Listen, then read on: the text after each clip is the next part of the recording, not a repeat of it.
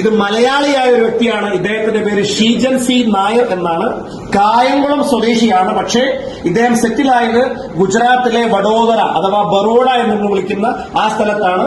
Wife Yamuna Sheejan, പുള്ളിക്കാരൻ Delhi public സ്കൂളിലെ ഫിസിക്സിന്റെ ലെക്ചററാണ്. മക്കള് 2 പെൺകുട്ടികൾ. വൈഫിന്റെ പേര് യമുന ആയതുകൊണ്ട് മൂത്ത കുട്ടിയുടെ പേര് ഗംഗ എന്നാണ്.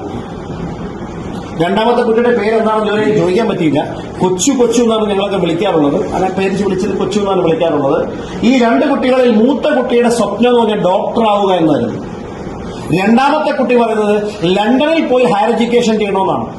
അപ്പൊ ഈ ഷീജൻ സാർ എന്നോട് പറഞ്ഞത്, സാർ ഞാൻ എയർഫോഴ്സിലെ ഒരു വാറന്റ് ഓഫീസർ ഉദ്യോഗസ്ഥനാണ്, വൈഫ് ടീച്ചറാണ്. ഞങ്ങളുടെ 2 പേരുടെ ശമ്പളം കൂട്ടിവെച്ചാൽ പോലും ഞങ്ങൾക്ക് മക്കളെ ഡോക്ടറാക്കാനോ അല്ലെങ്കിൽ മികച്ചൊരു യൂണിവേഴ്സിറ്റിയിൽ പഠിപ്പിക്കാനുള്ള സാമ്പത്തിക ശേഷി ഉണ്ടാവില്ല.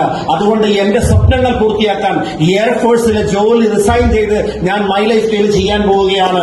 അങ്ങനെ അദ്ദേഹം എന്നോടൊപ്പം അതിശക്തമായി മൈ ലൈഫ് സ്റ്റൈൽ ബിസിനസ് ചെയ്ത് 5 വർഷം കൊണ്ട് അദ്ദേഹം അതിശക്തമായ ഒരു ടീം പല സംസ്ഥാനങ്ങളിലും വളർത്തിയെടുത്തു. 2018 ഫെബ്രുവരി മാസം 18-ാം തീയതി കോഴിക്കോട് വെച്ചിരുന്ന ഭ്രമരം പ്രോഗ്രാം അദ്ദേഹം അറ്റൻഡ് ചെയ്തു.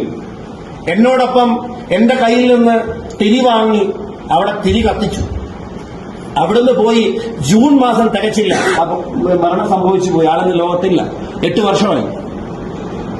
ഇന്ന് യമുന ചേച്ചി ലെക്ചറല്ല, ബിസിനസ് ഫുൾ ടൈം ചെയ്യുന്നു. കാരണം ഈ ബിസിനസ്സിലൂടെ ഷീജൻ സാർ മരണപ്പെട്ടതിന് ശേഷവും എല്ലാ മാസത്തെ വരുമാനം ആവറേജ് 25 ലക്ഷം രൂപയ്ക്ക് പുറത്താണ്.